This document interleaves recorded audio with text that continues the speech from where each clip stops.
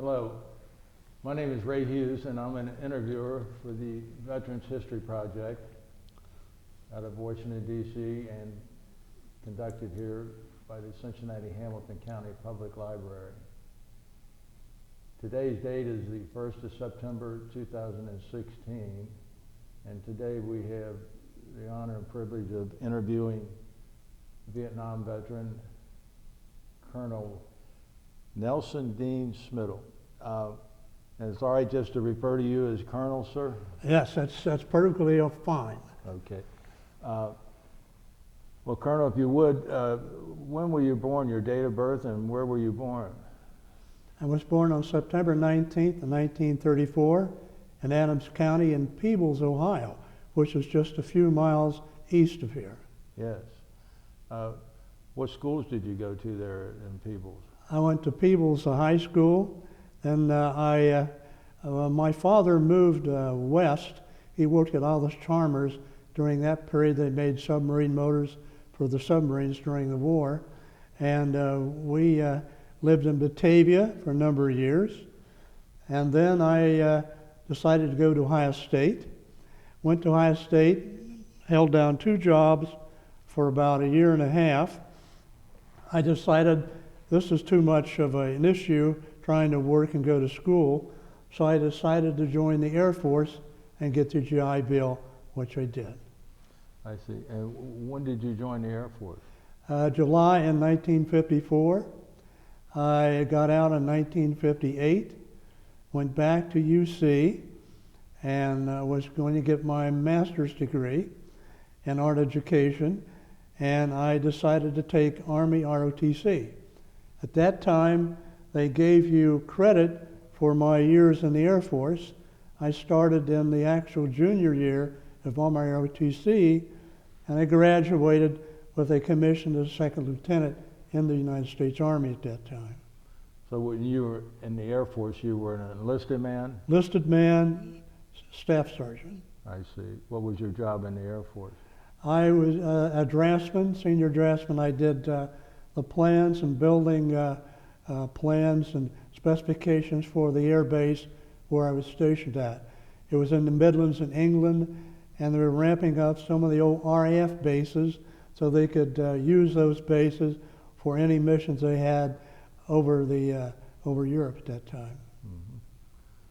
So what was the date of your enlistment in the Army then as a second lieutenant? It was 10 June 1962 through I think it was 71, and I was jumping out of aircraft down at Fort Bragg with the 11th Special Forces, and the aircraft commander and the aircraft actually were from Wright-Patterson Air Force Base, and they said, why don't you switch over to the Air Force, and we have cleaner beds and we have nice quarters. And I said, well, that's a good idea. So I did. And that's where I've been ever since in the Air Force until 94. I was retired in 94. Got called out of retirement twice. You have a special skill set that they need. They just pull you and plug you. I see. So where was your first duty after you graduated and got a commission in the Army? Where was your first duty? I went to a small Army camp in Virginia called Camp Pickett. Mm-hmm. And I was there for a while, maybe 9 weeks. Then I was scheduled to go to Fort Benning and take Airborne Ranger training, which I did. And while I was down there, about halfway through Ranger School, they had the Cuban crisis.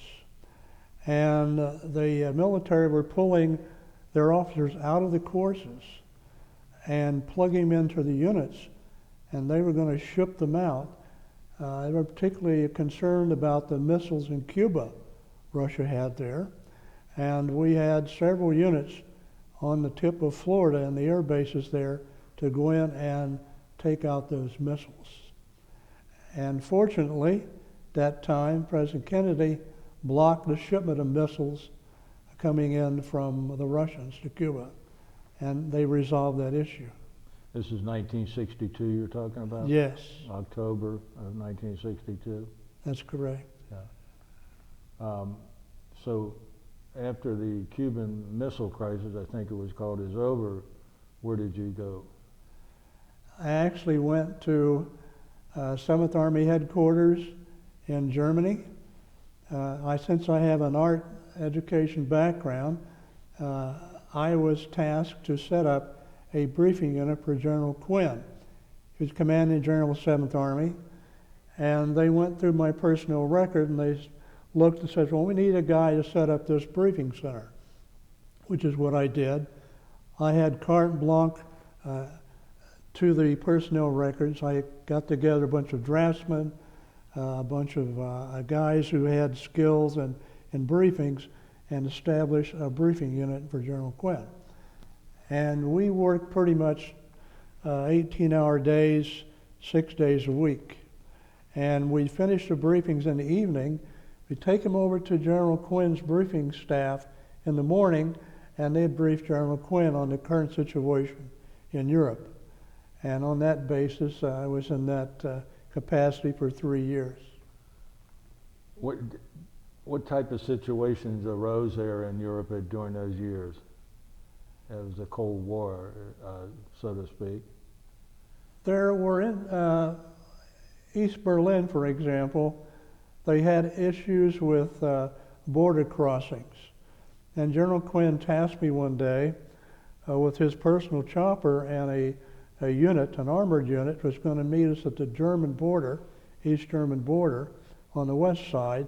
And we were to get photo footage of May Day activities during the communist rule there. And so as we're landing in the chopper, here's the guard towers on the east side. They were following us with their binoculars.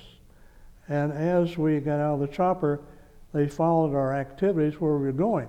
We were on the West German side, of course.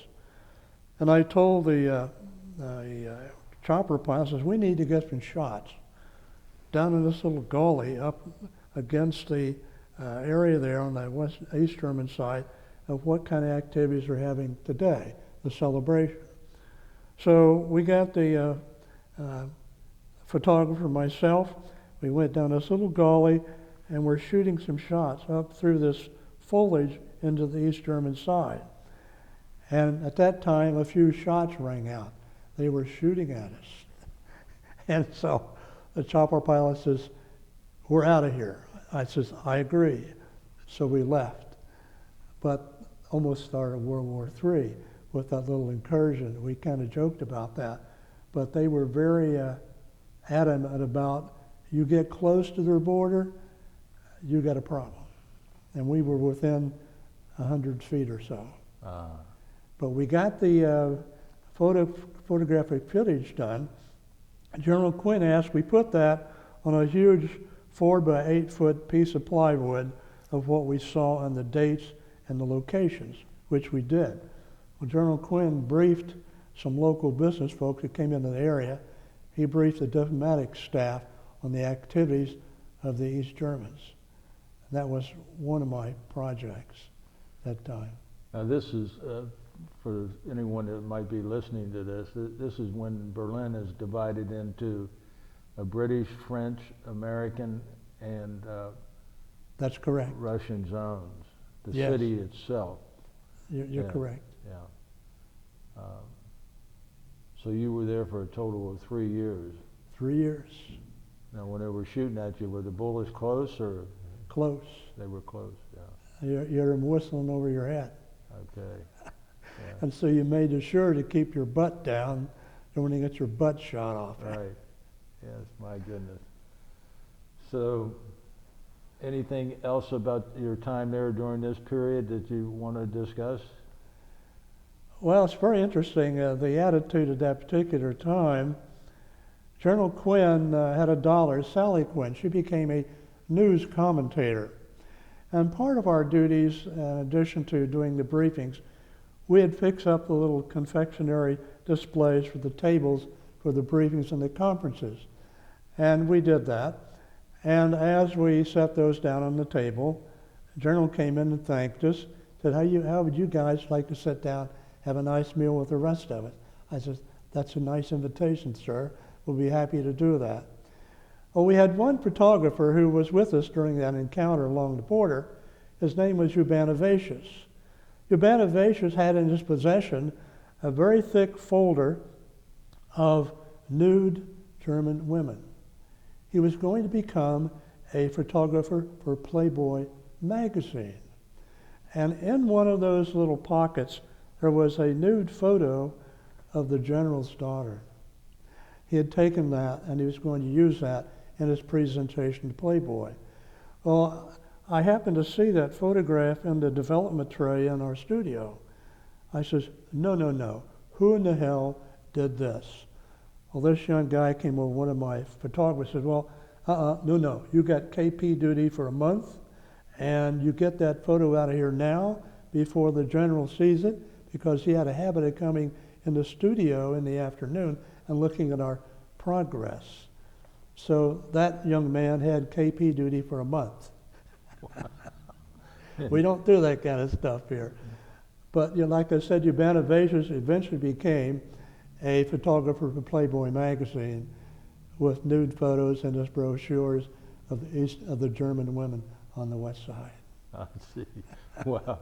That's a little tidbit of history that we wouldn't have never gotten. Never gotten out. No. Oh, my goodness.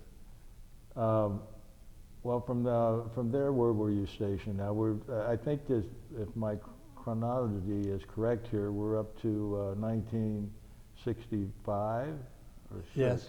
65. I came back to the States, and the guy I worked for, Lieutenant Colonel in Germany, became the commanding officer of the Army Audiovisual Agency, which did all the briefings for the Joint Chiefs in the White House. And his name was Lieutenant Colonel Delvito. So he requested me personally to be assigned to his agency at the Pentagon. I spent a year there doing OJT training, on-the-job training, learning how to do the briefings for the Joint Chiefs in the White House. And every Thursday at 2 in the afternoon, we'd take the briefing of the Joint Chiefs and brief the Joint Chiefs. Once a week, we'd take the very same briefing over to the White House and brief then President Johnson. And what we did, it had to be exactly 1/2 hour long to fit in their schedule, the Joint Chiefs and the President.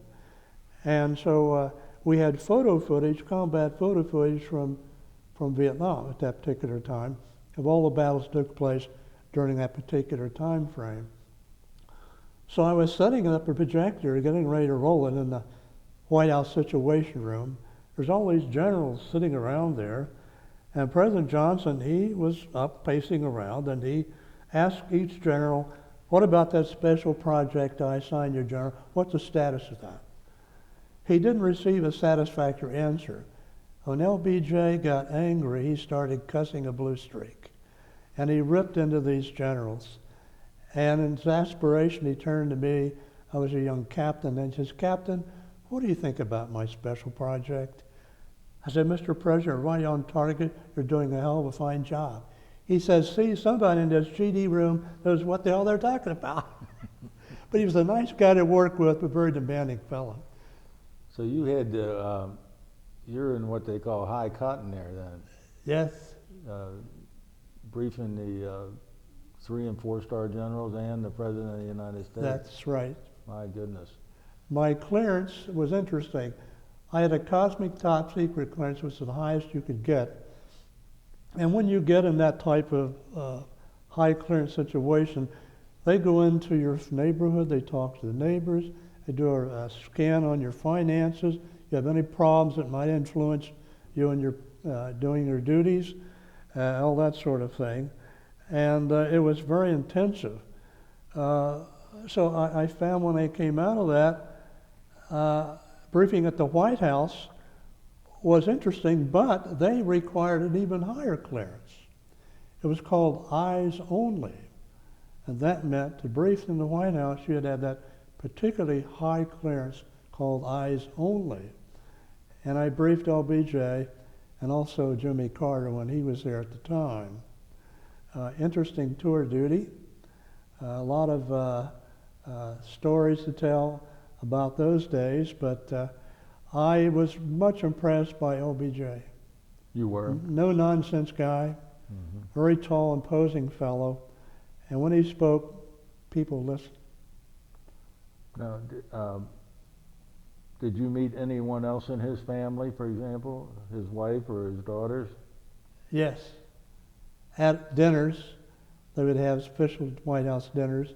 We would do the confectionery things with the tables and decorations, and we would be invited to stay for those as part of the dinner party. Very interesting a group of people. You go down the receiving line very properly, and then you seat yourself at the table, and we ate just like the rest of the people. I found LBJ to be a very personable individual, but he did have one hell of a temper when he got upset. What about his wife? Did you meet? Beautiful Lady Bird? lady, Yeah. very supportive. And that White House job as president is very intensive. You're always on call.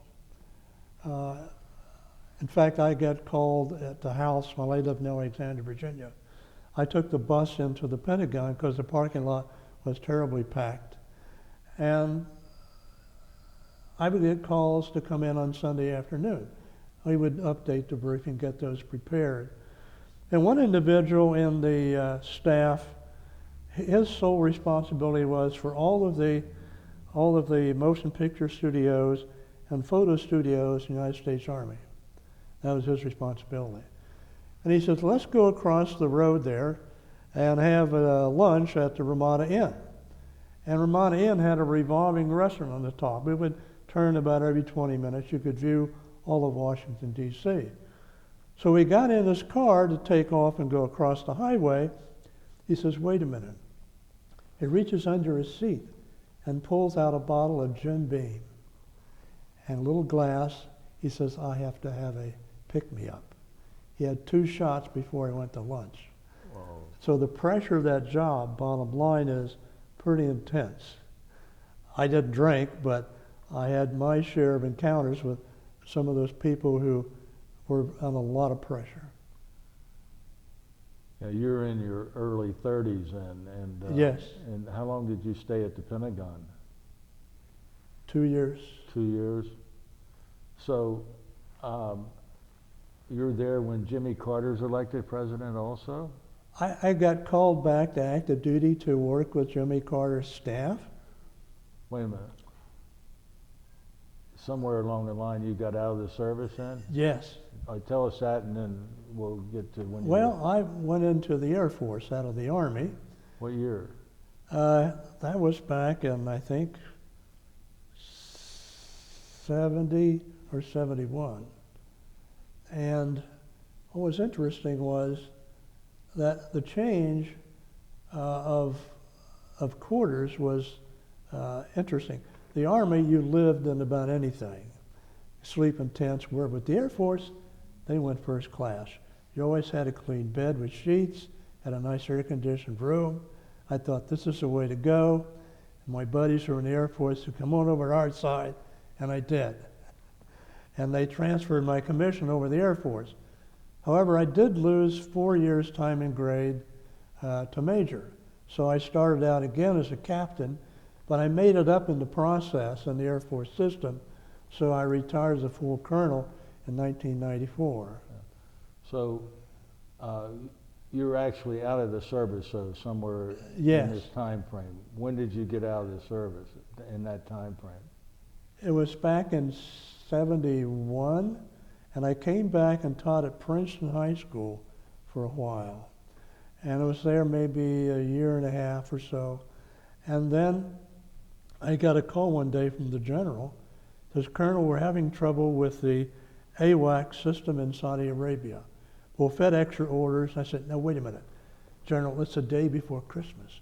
How about the day after? Okay. So here I get FedEx orders.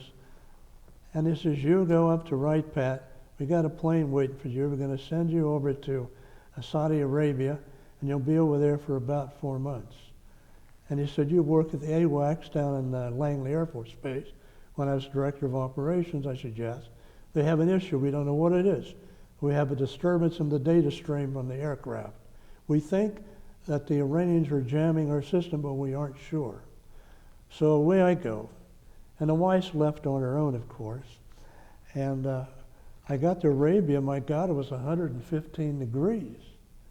So I go talks to the satellite people who has a shot to the AWACS aircraft down to the ground. Then it gets sent via satellite over to the Pentagon. So the Pentagon sees exactly what's happening on the ground as we see it in their briefing room. What does AWACS mean for? Airborne Warning and Control System. It's the aircraft, a Boeing 707 has a radar dome on the top. It's like a saucer. And it flies up at about 30,000 feet. It surveys an area about 300 miles. So when the Iranians scrambled their jets, we would scramble our jets off of the Saudi air base and encounter them and escort them away. And we had some pretty close encounters a couple of times. But the jamming of our system was not due to any enemy jamming device. I found out that as our aircraft flew in the circular pattern during a surveillance, the AWACS aircraft, there was one data stream that completely dropped out at a particular location. So I did a graph of that location. And it turned out it was a magnetic anomaly on the ground that was affecting the data stream from the aircraft. So we had to get the engineers in and re-engineer the software so that it would reject that particular signal. And so I got back from Arabia. I was only home maybe a month and a half. I get another call, the general. Colonel, we have a problem with the radar in Alaska. What? I mean, here it is May. And I said, oh, we don't know, but we think you should look at it. So they FedExed the orders again. I said, where the hell is this place? Shumi Air Force Base, Alaska. I said, where the hell is that place at? The last island on the Aleutian Island chain, 4 square miles of rock. So I take off commercial airliner, go all the way to Anchorage, down the Aleutian Island chain, a little podunk airline called Reeves Airways. I land on this 4 square mile piece of rock. What's it called? Shumia Air Force Shumia. Base. And you have 300-foot cliff drops, and there's old Japanese warships which beached there during the Second World War. They're rusting away. And the place is full of weeds, and the weather in May, 25th of May at that time, was chilly. And so I surveyed that particular problem. We found out that we had a recording of the Russian pilots that shot down at that time a Japanese airliner. The Russians denied this at the UN, but we had the recordings of the Russian pilots, which said they had shot down the Japanese airliner. And so the general says, Colonel, you take that recording to the Pentagon, we'll have it translated, and I want you to take it over to the United Nations and give it to the UN ambassador, Adlai Stevenson, which I did. And so Adlai Stevenson listened to that. He says, the Russians, they can't deny this now. We have their own voices translated. We'll play their voices in Russian back to the Russians during the UN General Assembly. So the UN General Assembly took place, and the Russians stood up and very violently denied that they had done anything of this sort. Mm-hmm. Adlai Stevenson pushes the button on the recorder in Russian, and it plays back the pilots' voices. The Russians got up and walked out of the General Assembly. Wow. That was my last job. But it was interesting, technically challenging to do those things. What year was that? Oh my God, that must have been 78 or 79. Okay. Yeah. I see on your data form here that you were in Vietnam also. Yes. What years were you in Vietnam? 67 to 68. And where were you at in Vietnam at that I was in the Mekong Delta. My job at that time, I was a communications advisor to Special Forces. And that meant you lived out of a bag most of the time. And I covered all the Special Forces sites, Laos, Cambodia, South Vietnam, and all those places. And I would go into these remote sites, and the Special Forces guys pretty much lived like animals with the local population. And they lived pretty frugally. And one day I was going in with the chopper, this one site up in Cambodia. And I always carried a couple of cases of Bud Light in the chopper for these guys. They haven't seen a beer for months. As I was coming in, I noticed the Green Berets came out of their bombed out building where they stayed, and they had on Hawaiian luau shirts and straw hats. And I landed and got out. I says, "Are we having a party?" He says, "Yeah, did you bring the damn beer?" I said, "Yeah, I got the beer. Get the beer." Brought out the beer. Well, there's a lot of chickens running around this compound where we're staying. And I says, "What are we having for lunch?" Green Berets pulled out their .45, shot a couple of chickens. A couple of Vietnamese orphans came over, Phil stripped them in this iron pot. We were having chicken soup, a Bud Light for lunch. I said, "That sounds good to me." Oh, my goodness. But those guys, I respect those fellas. They're marvelous people, but they really lived in some very remote places. So, how long did you stay over there in Vietnam? It was about a year and a half. One particular assignment was interesting. We would go out and talk to the village chiefs and the elders, and we'd try to help them. And so Green Beret and I got in this old log canoe. We paddled up this old muddy canal. We were getting up to this remote village. We noticed that the villagers were throwing their fishing nets in this muddy old canal in water. They're pulling out these little fish. And the sergeant, the Green Beret sergeant says, "Captain, I think we're going to have fish and rice for lunch." "You got to be kidding me. You got to eat that crap coming out." "Yeah." So we sit down in this old hut, and a big bowl of fish, they cut off the heads, the tails, put them down the middle. We had fish oil they call nuke mom. You would dip them in, and you would eat them. And they had rice wine, of course, and rice. Mm-hmm. And he says, "Captain, I'm afraid if you don't eat this food, we may upset them, and they may shoot us." I says, "Well, when you put it that way, I'll see what I can do." So I started looking like a chipmunk. And I said, "Sarge, I'm going to get up and go to the men's room in the bushes. I'm going to spit this stuff out. It's horrible tasting raw fish," which is what I did. So we didn't take them off, and we got in the boat, went back up the muddy canal, jumped in their chopper, we went home. Any other experiences over there in Vietnam that you want to share with us? It was interesting, but sad. On the edge of the city of Can Tho, they had a red light district. They had bars that had various combinations of American names. There's one particular bar was called Annie Oakley's. And my men had a habit of going down there and having a few beers with the local Vietnamese girls. And what was interesting was the VC knew this, the Viet Cong, the bad guys, and they would have some of their women, their agents, go into these bars and entice these young soldiers, troops of mine, to go upstairs to the room with them. And when they got there, they, of course, would kill them, they'd stab them. Oh. Well, they'd take a man out of action. Or if they weren't badly wounded, we could patch them up. Well, I said, no, that's a no-no. You don't go down to that area. You might get bushwhacked, you might get killed, stay out of that area. So when I was down there one evening, I noticed a young man was stuck in his Jeep in the mud. These are muddy old side streets. So I had a winch from my Jeep, and I pulled this young man out of the mud. And it turned out he was the R&R director, which arranged the R&R flights to wherever you wanted to go. And he says, "I owe you one. Are you scheduled for R&R?" I says, "Well, yeah, I want to go to Hawaii." He says, "We'll put you at the top of the list." So I got put at the top of the list. So I goes to Hawaii. Beautiful place. Went to all the luau's and all that sort of thing. Went up to the Sugarloaf Mountain, and I rented a nice little convertible sports car.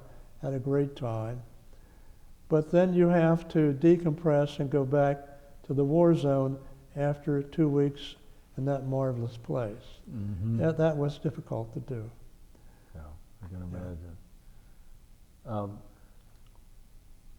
I think we skipped something though. You said you had to leave your wife behind a while ago, and when did you meet your wife, and what is her name? I met her at a class in political science at the University of Cincinnati. And what was your wife's name? Her last name at them was Wiggins, Claire Wiggins, and she was a magna cum laude graduate, a brainy gal, and she wore a nice short miniskirt at that time. And I sat next to her. We started studying together, and Dr. Powers, who was a professor at that time, saw that we struck up a relationship, and he ended up being the best man at our wedding because he introduced us. He passed away a number of years ago. But the wife's parents were former Navy people. Her mother was Lieutenant Commander, Navy nurse. She served in Guam during World War II. She patched up all the wounded out of the Pacific. She met her husband in the hospital, who was an aide to one of the admirals. His sole duty was to make sure the admiral's meals came on time. So he had two diverse individuals. One saw combat wounded, the other did not.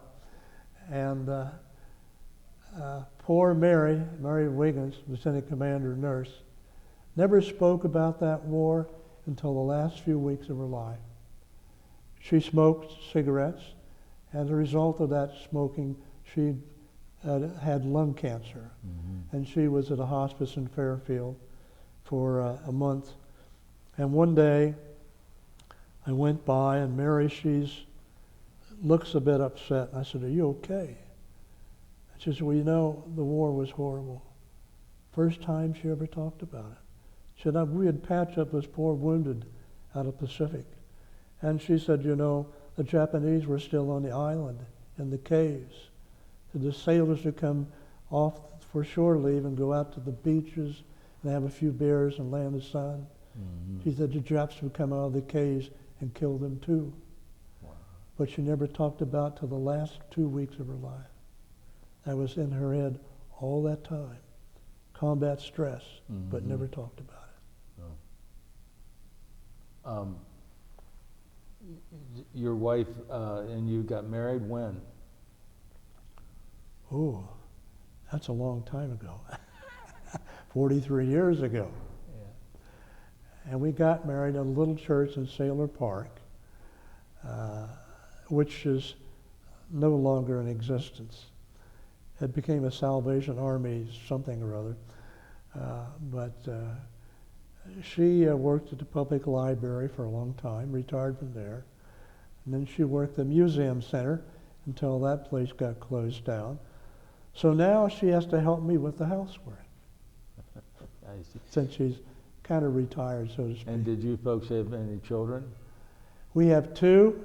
Oldest daughter, named is Leslie Roth. She teaches at Xavier University. And I have a younger daughter who is a computer analyst for a local company, just up the road from Channel 9. Two daughters, and I have 5 grandkids. 5 grandkids. Yeah. I'm just a little bit confused in my own head about the chronology of your military service. You got discharged and were called back in twice. Yes. Technically, when were you discharged then, would you say? 1994. You're still on the rolls as being your ability to being recalled. You have a specialty that they need, which I did. And interesting how they do that. It's, as I mentioned before, they simply call you on the phone. And they check for your availability. And if it's a real issue that has to be taken care of, they cut orders and call you out of retirement. And you're officially back on active duty. Okay. And I got the packet in the mail, FedEx, in a day or so. Here's my orders, here's a plane ticket, here's who you report to, here's what your job responsibilities are. Go solve the problem. And what was your date of rank as a full colonel? That was 1988, and I had the unfortunate circumstance of being in a general's position, brigadier general. I was commander of the Engineering Installation Division at Tinker Air Force Base down in Oklahoma City. And we did special projects for the Department of Defense only. The satellite terminals, we helped launch some of the geosynchronous satellites with NASA down in the Cape. And that particular job was a very highly technical job, which I found challenging. So I was commander of that unit for maybe 2 years. And then the Air Force decided to close down the units, not only mine, but others, to consolidate them and farm out the communication specialties to other units. Well, what that did was my job as a full colonel working in the general's position went down to a lieutenant colonel's position, which I could not serve in. My mentor, he was a brigadier. His job went down to a light colonel, to a full colonel, which he could not serve in. So we were both forced out of the Air Force, forced to retire, which we did. I see. And 1994. Anything you want to share with us about that? That's where the rockets took off for space travel and things like that? Or Yes. I work with NASA, yeah. and they're down at Melbourne, of course, and my general friend, he lives down there. And we had a squadron at that time who especially was to monitor communications from NASA satellites and launches. And in that respect, the NASA folks took my unit, the squadron I had command of at that time, and took us on a tour of the NASA facility, which you see on TV many times. They took us out to the old launch sites, been vacated for many years, and the big Saturn rocket launch complex they had, and we got a special tour of that. And it was in an Air Force truck. And they said, whatever you do, don't get out of this truck because you might get snapped up by an alligator. They had live alligators running around some of those complexes. So you had to be careful where you stepped or you might get chomped. I says, thank you very much. I'm not getting out of this truck. So the NASA people were very marvelous people. I still have contact with a few of my friends there, and they give me various information over the years I've been on the radio. But right now, NASA has a long-range project, a mission to Jupiter. Yes. And it's I think the mission landed a small craft on one of the moons of Jupiter here about a month ago. Right. Right. They sent me emails about this activity. So I stay pretty current with those NASA people. Is this during the time of Werner von Braun and his crew? Werner von Braun? Yes. Yeah. That was before my time with NASA. Okay. We scooped him up and his engineers and summarily transported them to Wright-Patt and farmed them out to various programs. Von Braun was very instrumental in the design of the V-1 rocket, and he was instrumental in helping us consolidate our rocket technology and research. Very smart man. Never met him personally, but the people who knew him and spoke with him, the guy is really a fine fellow. Not only smart, very ethically dependable, and he wanted to be on our side, and the Nazis treated him well, but it was not for him. Right. you had more freedom here in this country. Yeah.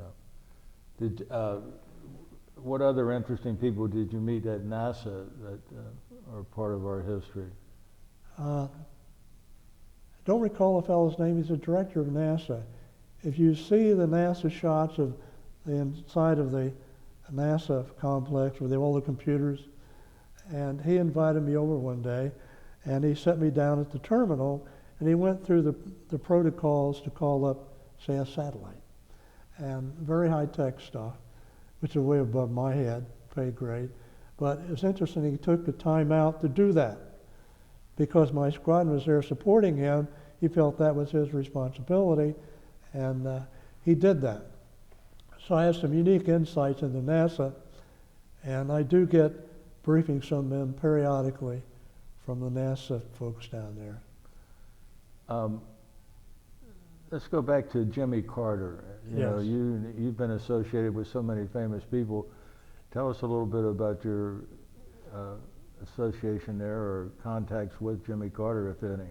Well, we had the privilege of doing the maintenance on Air Force One, the interior communications.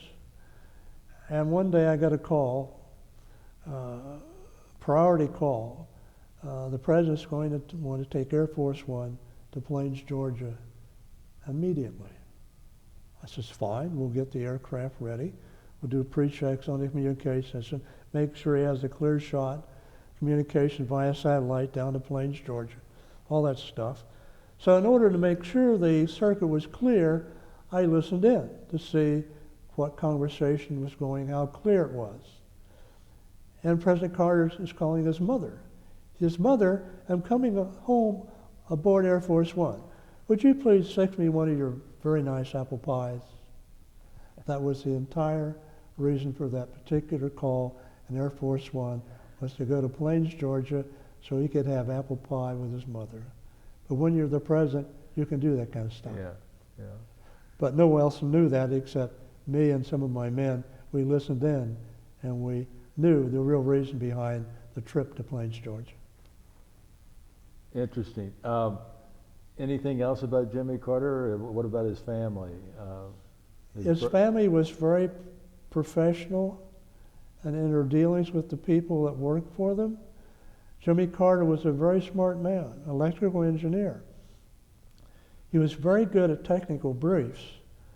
He wasn't so good at delegating authority, but he would do that. And I found between working with LBJ and Jimmy Carter, I think LBJ was a more forceful and direct guy, and the guy I would more likely want to see in the White House during a conflict. He was a very quick decision maker, and he was a no-nonsense kind of guy. You know, you mentioned something that's really an important part of history there, the communications that was recorded of the Russians shooting down Yes. that plane that flew over was it Sakhalin Island? Yeah. If I remember correctly, Sakhalin? It was round Shimmy Island off the coast of Alaska. It was the last Aleutian Island chain. We're about 100 miles off the coast of Shimmy. It was in international waters, of course. Now, how is this conversation picked up? We had a CIA listening capability, and the CIA called me and says, "You got to hear this." So I went to the CIA listening post and listened in with the headset and what was going on. Now, this CIA post is there in that Aleutian? Right, general area. They were also monitoring the Russian at that time. Those folks, CIA folks, are very smart people. And what was interesting was we had a huge phased array radar which actually scanned the whole Pacific area. This thing was Now, that's part of AWACS? part of the AWACS mission. We had that up as well. But this particular radar was 5 stories high and about 3 or 4 city blocks long. It surveyed everything that was happening in the area. And once they detected, say, the the Russians in the area, we had switched to another more distinct radar system and listened in on the conversations. And that's how we picked up the Russians talking about the shoot down the Japanese airliner. We have a lot of high-tech systems up above us today. Some of them are still up there that I worked on. And we can pinpoint any target on the face of this globe within inches. So when we send out a cruise missile, or we send a missile, we can actually send that missile through a doorway if we want. We're that accurate, very accurate systems. But what you have, that requires a lot of high-tech people to maintain the system. And at a particular time when I was commander of the engineering unit down in Oklahoma City, they wanted to release some of my engineers who did this kind of work. I says, no. I think that you're going to be very sorry if you let these highly talented men go. Well, the Department of Defense cut the unit anyway, plus others.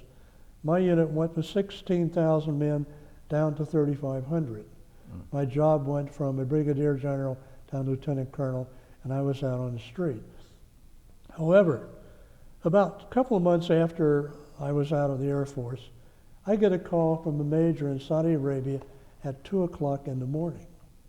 He says, Colonel, we're having trouble with the microwave system at Saudi Air Base. You were there. What do you think the problem might be? I says, where's your tower located? Well, they had it located shooting right across the runway. So as the aircraft taxied off and landed, the tail of the aircraft would break the microwave shot and disrupt communications. I said, move the microwave shot away from runway, move it up higher, and your communications will be okay. I was doing this in my bed at 2 in the morning via satellite link from Wright Pat to Saudi Arabia. The wife said, who was that? I said, a technical problem. So you were stationed at Wright-Patterson also? For a while, yes. And what type of work did you do up there? I was director of the computer systems. And at that particular time, we had an issue with computer systems. We had at that time the big tape reels of data. And we would download those into what we call a data pack. It's a 4-square block of rotating discs 2 feet in diameter, which has separated by a magnetic field. And we download all that data from the tape reels into these 4 data packs. Well, we got interrupted. We got a hacking by the Chinese. They hacked into our system. They somehow managed to get the protocols, and they stole data out of the stealth fighter at that time out of our system. And so the general calls me, how did they do that? I said, I don't know, but I'll find out. So I got the engineers together. We sat down at the big conference table.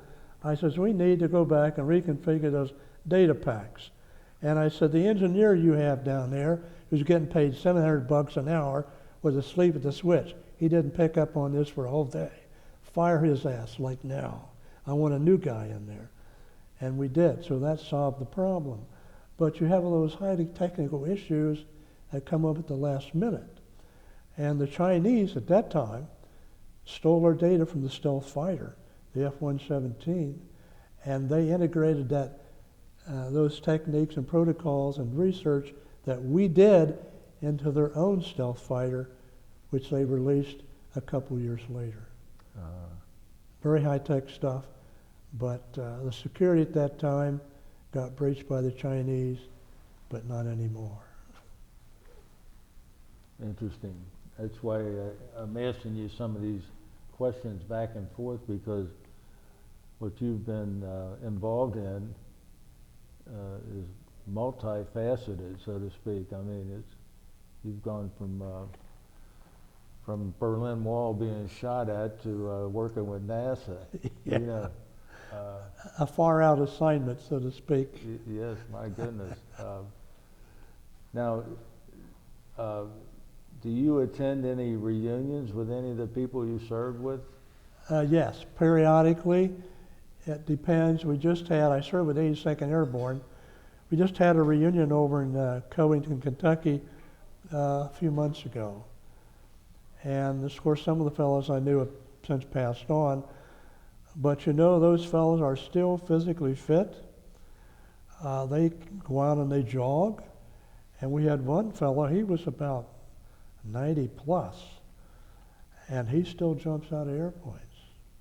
Is he local?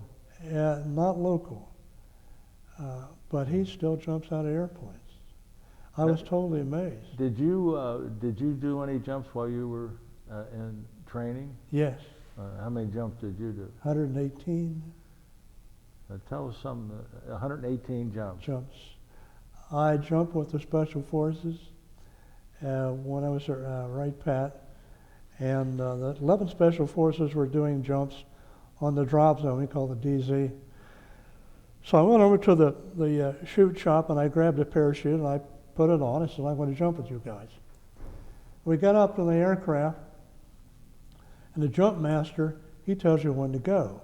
And you jump from about 1,200, 500, 1,200, 13,000 feet. And here is this young black fella, a young trooper. He gets up to the door. You're not supposed to look down, you're supposed to look straight ahead. And he's getting to the door. He puts his hand on the side of the aircraft door. The jump master says, jump. And the kid didn't jump. He was scared to death. And the jump master said, I said, jump, troop. He said, I heard you, Sarge, but I ain't going. He says, yeah, you are. He put his boot in this kid's butt, kicked him out. He went end over end like a big X, which is the worst possible way you can go. You want to have your legs tucked in and your chin, all that stuff. Correct exit of aircraft. And I made the mistake of laughing. And the sergeant says, Lieutenant, it's not funny. You're going to go back when we get down. You're going to give me 50 push-ups, which I did. But I still kept chuckling the whole day. That poor kid, he just was scared to death. And of course, you're always scared when you jump. But that was an amusing episode. Now you jumped as low as 1,200 feet? 1,200 feet. A combat jump is at 900 feet. And when you jump at 1,200 feet, you jump up and out. You have 4 seconds. If your chute doesn't deploy, you're hooked up to a static line. You automatically pull your reserve chute. And that has to be done instantaneously. It has to be ingrained in your psyche that you do it automatically, because you don't have time to react, falling at that tremendous speed. And you did a total of 118 jumps? 118. Yeah. Most around here? Or no, I did a lot at Fort Bragg. I did some at Wright Pat, some at Fort Benning. I was in the Army. Any overseas? Overseas, a couple jumps. Where at overseas? It was at Fairford Air Force Base in the Midlands, I believe, outside of London. Okay. Yeah. Yeah. I found that when you having Army time, working with special ops guys, and you have Air Force technical expertise, that folds over into a unique capability that they pull and plug.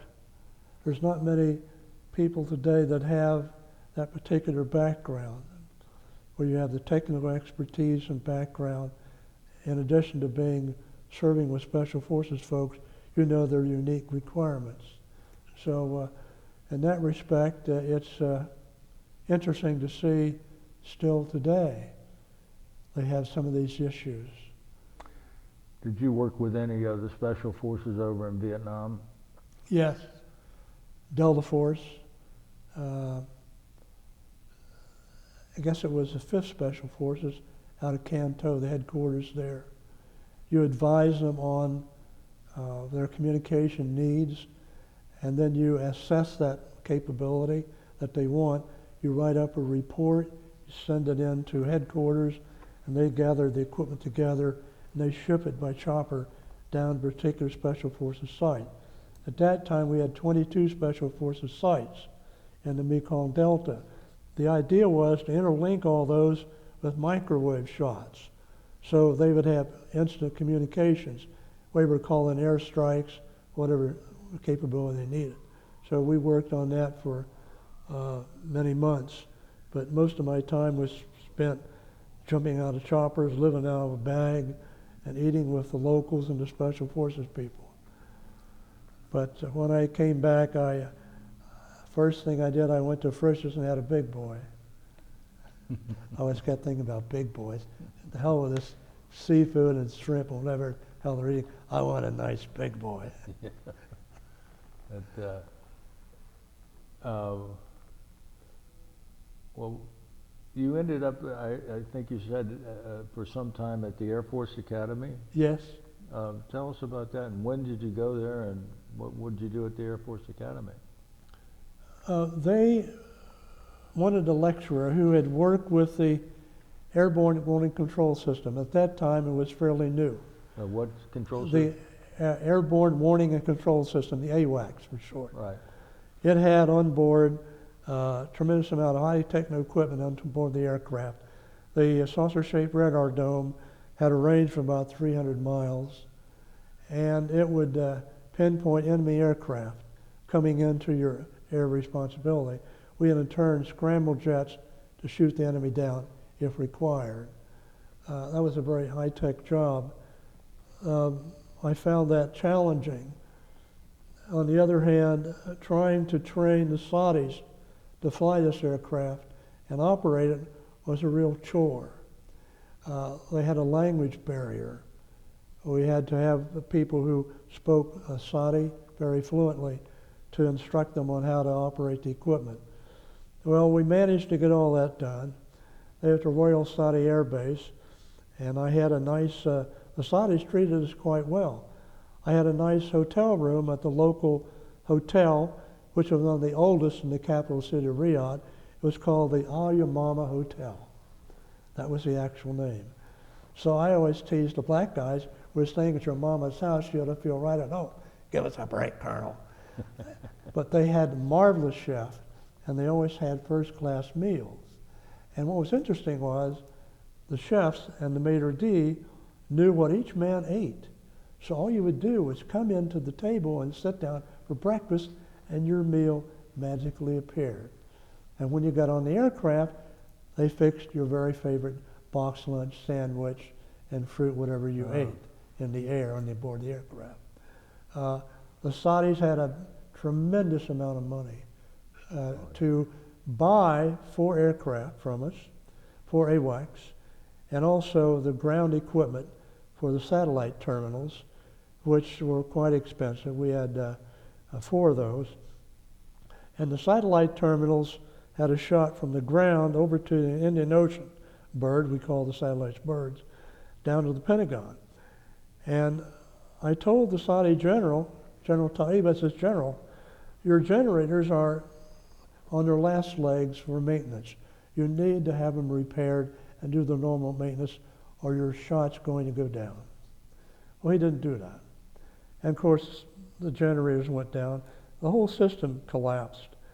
So I goes into him and I says, General Taib, your system's down. The reins are buzzing around your heads. What do you want me to do? And he pulls out his checkbook. He writes me a check for $200,000. He says, go down and buy a couple of commercial generators, and we'll put them back on the air. I says, okay. And that's what I did. They got money coming out their ears. So, what's this have to do with the Air Force Academy? Well, as a result of that tour, right, the Air Force Academy wanted an update on what the status was of the Saudi participation with the United States and Middle East. And that was one segment. So I goes out to the Air Force Academy. I lectured there for a while and went back to my civilian job of teaching for a while. Your civilian job of teaching, where was that at? Princeton High School Princeton. in Sharonville. Mm-hmm. Then I taught at UC for a while. And then the latest job I had was Cincinnati State Technical College. I taught history of civilization and history of art. And I still do occasional courses there. I'll be at Mount St. Joe this month, giving a course on The war, a slide presentation On the about war, St. Joe University, about the war? about the current status of the war. Okay.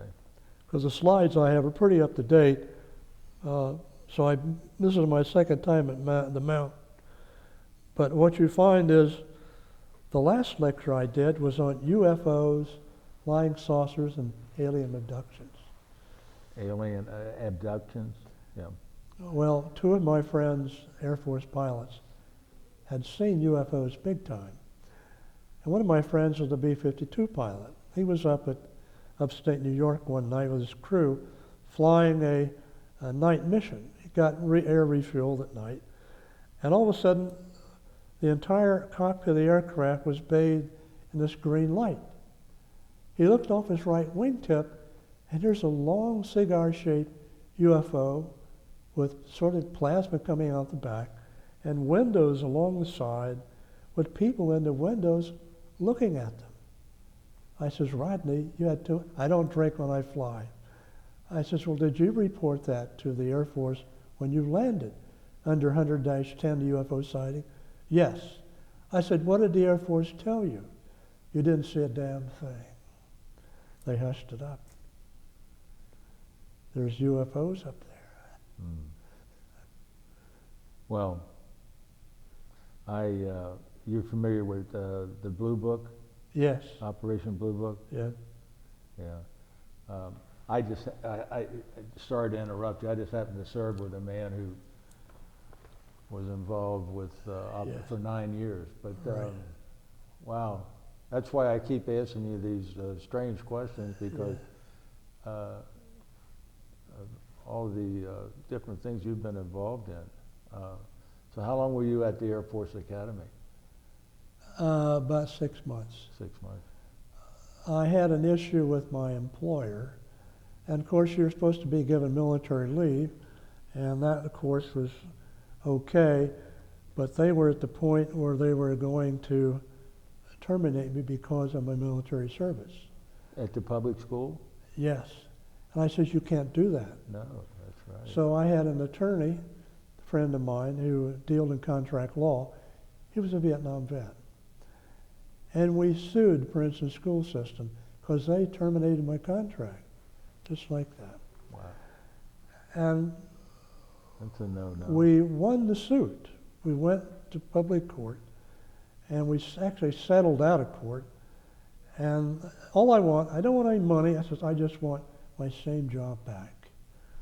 Apparently what they did, they assigned me not one school, but 5. So it kept you traveling from school to school to school. Their philosophy was, this guy's going to get tired after a while and he'll quit. I said, no, not me. So we sued them out of court and won. So here I got put back in the same school. I could have crapped on the floor at class passing time. They wouldn't have bothered me. Right. You know, I mean, after that, they got their nose bloodied. They left me alone to do my job. Yeah. And that was the idea. It was discrimination based on disability from the war. When did you actually then retire from the school system? I got out of there, it was in 73 or 74. Then I started teaching other places. But I bought my military time in the system. So I came out of the system with 30 years. And that was the minimum to get a full retirement, which is what I did. That left me open to teach other places, of course. Princeton's a fine school district, funded by all those industries around the area. But at Funded that by particular what? time, they had a superintendent. He and I did not get along well. Cincinnati school superintendent? He was a former Cincinnati school superintendent, but he went to Princeton schools. And he was not happy with my getting called in and out of active duty. And he tried to make it difficult for me. Who was he? Well, he's since passed away. Oh, okay. Well, then I shouldn't mention his name, but no. he was a real pain in the butt. Yeah, sounds like it, yeah. On your military experiences, is there anything else you want to add, Colonel? I was sitting in the officers' club in Langley Air Force Base, I guess it was 10 years ago, and talking to one of my friends. He was commander of a missile unit in Minot. And we got to talking about the war, and all of a sudden he says, "Have you seen UFOs?" Well, no, but I've had some of my friends who have. He said, "Well, I've seen one up close, big time." And this is the story he told. He said, my captain and I went down a missile complex out at Minot, downstairs, 7 stories. We put our keys in the consoles, cranked in the code. We tried to open communications with the rest of the missile silos. He said, nothing happened. He said, that's impossible. Our lines are shielded in lead. Even almost in the direct hit, we'd have communications. He said, I went back up topside and looked across the missile complex, and above the missile complex is hovering a UFO. And he said, our military police are firing into the UFO with their M16s. The bullets are fizzing off this flying saucer. Didn't do any good. But he said what was really frightening was the UFO triggered a missile launch code in one of the missile silos. The missile was ready to launch. And I said, what did you do? He said, after a few minutes, the UFOs left. Everything went back up to normal. I said, well, that's pretty frightening. Yeah. And he says, why do you think they would do that? I says, well, think about it for a minute. If you're an alien race, you want to know the capabilities of the most advanced nation on the planet, you go to the United States of America. You want to know what capabilities they have in terms of missiles, rockets, whatever, computers. And what they did, they found out they could trigger a launch code in our missile system, or they could stop the launch of the missiles if they wanted to. Did he report that? Pardon? Did he report that? Yes, he did. And the Air Force is very concerned. But that, like the other report of UFOs by the bomber pilot, disappeared. Never made public. Now, what do you think about the awareness of our missile sites? Of our what? Of our missile sites. I think now they're fairly well concealed and capable of doing their job without being interfered from. I think they're going to have to look at updating, say, some of the Minuteman missile systems. That missile's been around for several decades. They want to go ahead and redo the software and make sure the engines operate properly. That's what I was leading to. Do you think that these floppy disks are actually a benefit to our system now rather than a deterrent?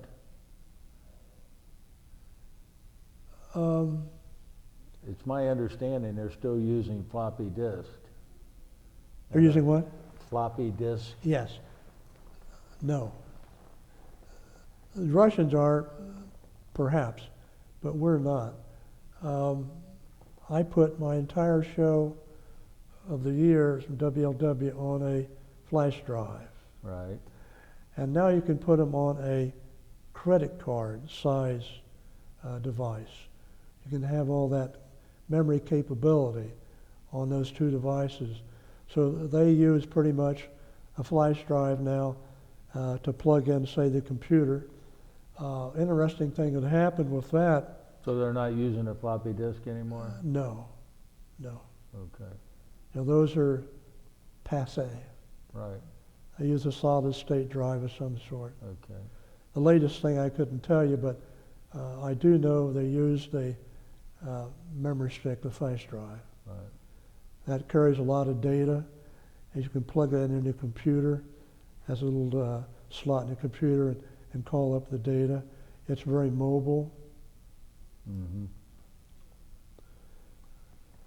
Well, at this point, I usually have Brian always has a lot of questions he'd like to ask too. Dean, I was wondering, so you grew up in Adams County. Yes. Did you have any people in your family who were military? Why did you I had several uncles who were in World War II. My Uncle Joe was in the invasion of Normandy. And the poor man never talked about it till the last, after he was home maybe a couple years, and one day he started talking about the invasion of Normandy.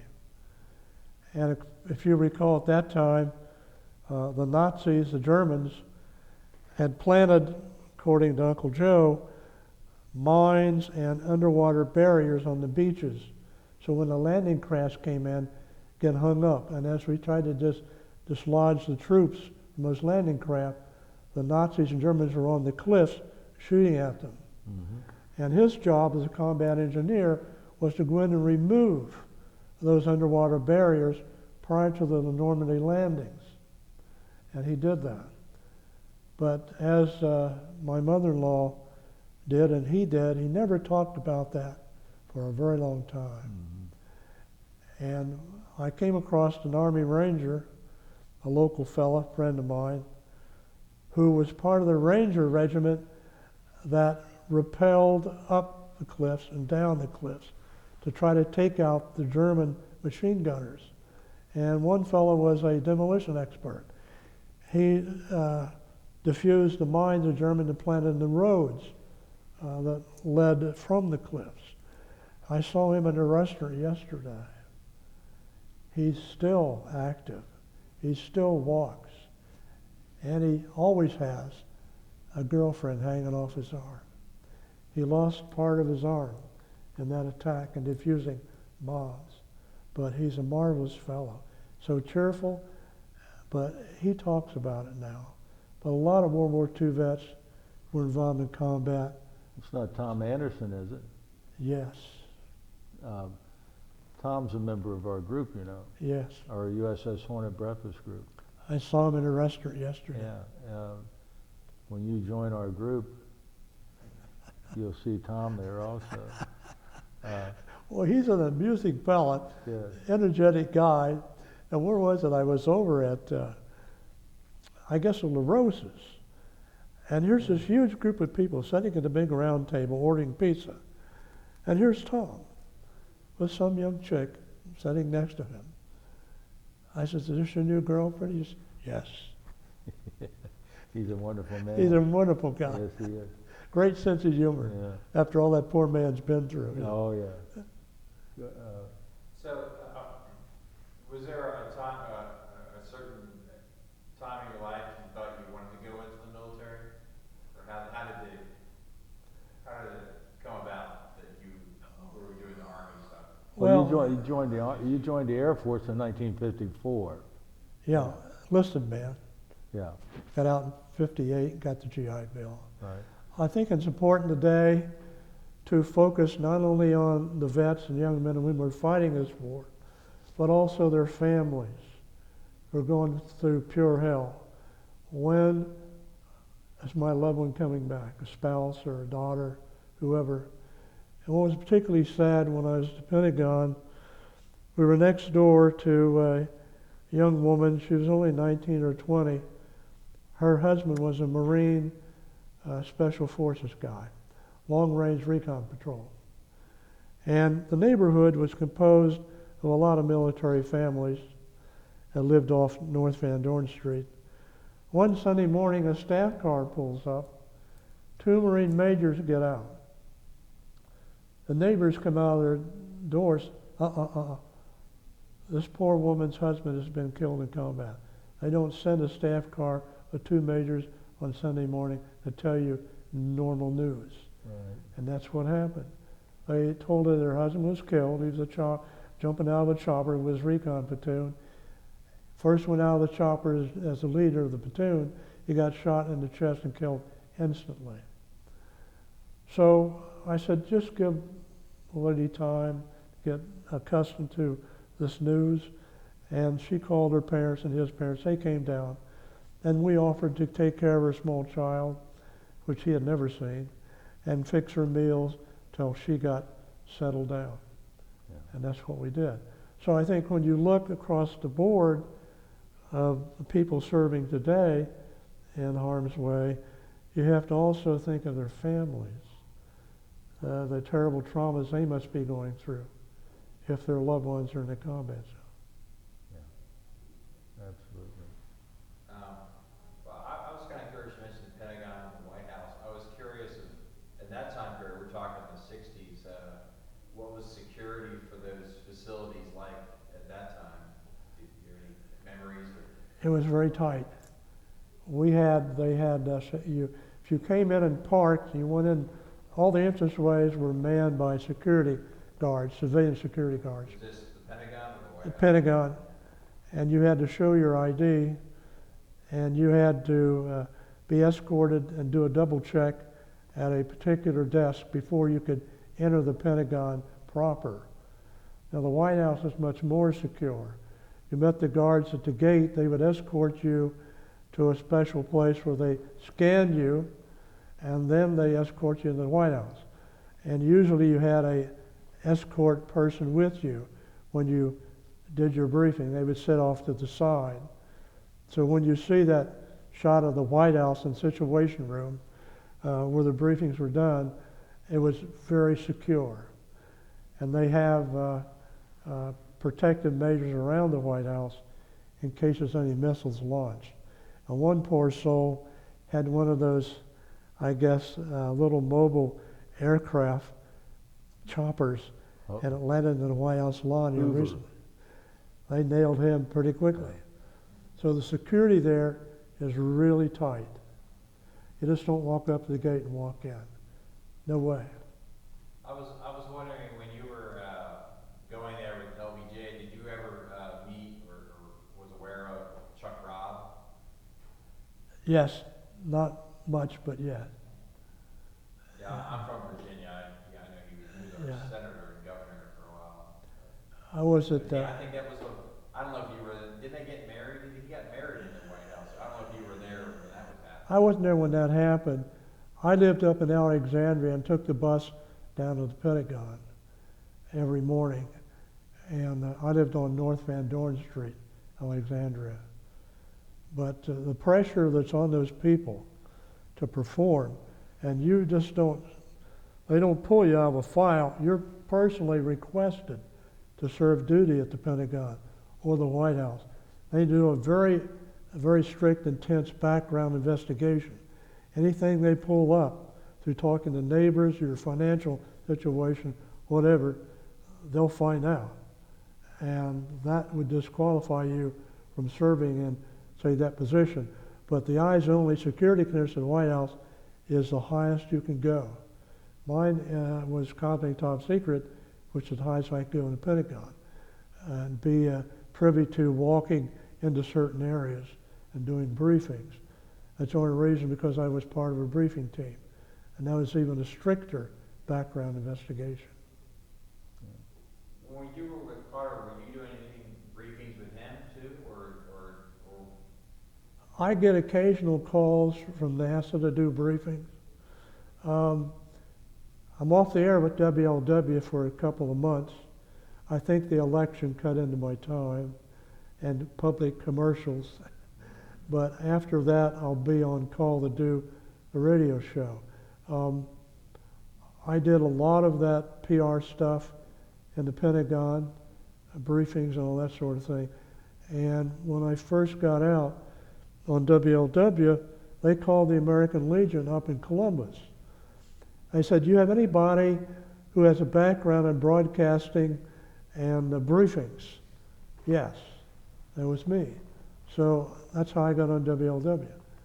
And I just ended my 16th year on WLW, and I might be on the air again in the near future, I hope, after the election is over with. I was just kind of curious. I knew Carter was in the Navy. He was a Navy guy. Navy guy. And LBJ, he served, didn't he? Navy also. He was Navy too. He was also a school teacher. Right. Right. Yeah, he taught people who were learning English, right? in Mexico. Yes. But I was just kind of curious, like, did they, in those briefings, since they had a little bit of military background, could they talk the talk, I guess, like anything memories or impressions about that? OBJ was pretty closed-mouthed about his activities, and other than sitting in and working with the briefing team for him at the White House, he was personable up to a point. Then you didn't pass that point, and you realized that. That was part of the job. But I found him to be a very caring and interesting individual. If you had a problem, he would help you solve it at that level, you know. There was one individual I worked with, her name was Carol Lakin, and her father was the official photographer for the Pentagon. And Carol and I started dating at that time, and she looked kind of like a mini Liz Taylor. And then I got sent to Vietnam. She says, when you come back, I'll pick you up at the Washington International, we'll go out to dinner. So I get back from Vietnam, she picks me up in this nice little sports car. The top was down. She had on this nice shawl. We go to a very fine Washington restaurant. And we go in and we sit down. She pulls her shawl off. She's wearing a nice low-cut evening gown. And she got very friendly. And well, Washington at that time, there's one guy for every 12 or 14 girls. And she figured she got her hands on an up-and-coming officer. And she really put the make on my ass. This is not being recorded, I hope. Of course not. Yeah, I just, Carol, I'm not ready for this yet. And she just, okay, I'll be in touch. Anyway, I met Claire, and we got engaged. We're going together. I said, well, let's go to Washington. I want to see some of my old friends at the Pentagon. And I goes to the Pentagon office, photo agency. I said, where's Carol Lakin? Oh, she's over at the FBI now. She's working over there. So we go to the FBI. I go to the FBI office, and I ask for Carol Lakin. Well, she's administrator for the FBI office. And she comes looking just as good as ever. She comes up to the desk. She opens the little door, comes around to me. She gives me a great big hug and a kiss on the lips. And says, nice to see you again, Dean. How you been doing? And she looked at Claire. She says, who is that? I said, that's my fiance. She says, oh? She's still looking. Claire said, who was that? I said, I'll tell you later. Long story. Well, you're kind of in a unique position. Well, maybe not so, I don't know. But you're a guy who was working at the Pentagon and going to the White House during Vietnam, and then you were actually over in Vietnam, too. Yeah, yeah. I was wondering what your, people that you were working with in D.C., their take on the war, and then maybe the people that you were in Vietnam with. I mean, I don't know if you can comment on that or what your, The job I is there a disconnect or? Well, there is, but what the particular job I was trained for, I never got assigned to. And I was trained to take over the combat photo company at Da Nang, where they did all the combat photo footage, which they sent Air Express back to the Pentagon, where we edited that film, reduced it down to a half-an-hour briefing for the Joint Chiefs and the White House. And so, because I worked at that agency and trained for, I don't know, a couple of years, that was going to be my assignment, to go there, because I knew the process, and command that unit. So I gets to Da Nang, and I meet this one-star general who I knew was a bird colonel, and his name General Rienzi. And I says, General, I'm here to take command of the company. I just came from the Pentagon, and I'm ready to rock and roll and do the job. He says, you're not going to the company. I said, what? I trained for this damn job for a whole year and a half at the Pentagon. He says, Captain, do you see the star on my shoulder? You go where I tell you to go. You're going down the Mekong Delta and help set up sites and communication for Special Forces. I said, what? So away I went, pissed off. So I gets down there and writes a letter back to the Pentagon. I says, I'm not where you're supposed to send me. I says, what the hell is going on here? He says, well, you're serving at the discretion of a local commander. I said, you mean I wasted a year and a half at the Pentagon trying to learn how to do this job? Well, no, you were also in communication in other jobs. So I sent in 4 letters of resignation. And I got a call from the chief of personnel. We're going to approve your resignation. I says, I hope so, because I think I was done dirty by you guys. And I resigned, and they approved the resignation. I got out, transferred to the Air Force. But at that level, and when they have a commodity, which is a specialty, I don't think they really look at that very carefully. And to this day, it still pisses me off. I could have been a general by now. That's right. $1,000 extra a month on my retirement check. Especially hanging out at the Pentagon. Well, that's right. Huh? But you should have seen the look on Claire's face when this Elizabeth Taylor gal with the low-cut dress came up and gave me a huge hug and a kiss. And she looked at Claire and she says, who is that? My fiance. Oh? She was still looking. Oh, my goodness. I haven't seen her for a while, but hope she's married by now. I want to get crushed again. So you've written some books. You have some books that you've written, right? Yeah. How did you go about into? How did you get into writing anything? What I did, one of my friends, he was with Delta Force, Lieutenant Colonel Bucky Burris. He's written 5 books about his war experiences, and he worked with a company called Create Space, which is owned by Amazon.com. And I had all these show scripts from WLW, and he says, you know, why don't you talk to Create Space people, and they publish a book. It's a good chronology of the war. I says, well, that's a good idea. So I called Create Space. I got a hold of a retired master sergeant who was a rep. He says, yeah, Colonel, we can take care of that for you. So I scanned all those pages of show scripts, put them on a flash drive, and sent it to the publisher, and they popped out a book. Well, the book that you have is the 4th book, and it's not going to be the last, but what happens, Amazon.com, they PR that book for you on their website. They take care of the royalty fees. They send it to copies of the Library of Congress. They take care of all the PR for you. So occasionally I'll get a check for royalty fees, and Claire grabs it, she goes shopping at Nordstrom.